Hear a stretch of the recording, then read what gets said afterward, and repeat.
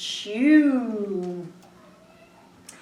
Find a tune that is memorable and easy to sing along to, which makes it really repetitive. Perhaps you want to have one tune for the verse and one tune for the chorus, like we've seen with, I think Wellerman was like that, if I remember rightly. Or maybe you're doing a tune for the call and another for the response. So don't forget, you can have one main guy singing and the rest replying. Blow the Man Down was a little bit like that. Or maybe it's just that 4-line structure with the steps, like the Drunken Sailor. Okay? To make the song original, make sure it isn't the same tune as another song that already exists. So, I live in Washington and I am a sailor who is writing a song. I'm going to be like, I know that tune. I can't put my finger on it, but I know what it is. It means it wasn't yours. And do you know what happens if you steal somebody's song in real life? You get whacked with a humongous lawsuit and it's loads and loads of money. So I don't think we need to worry too much about that right now, unless of course one of you guys make it in like Billboard Top 100 or something. But we are looking for an original song if you want to win that competition, folks. If you have any musical instruments at home, you can use those to help you.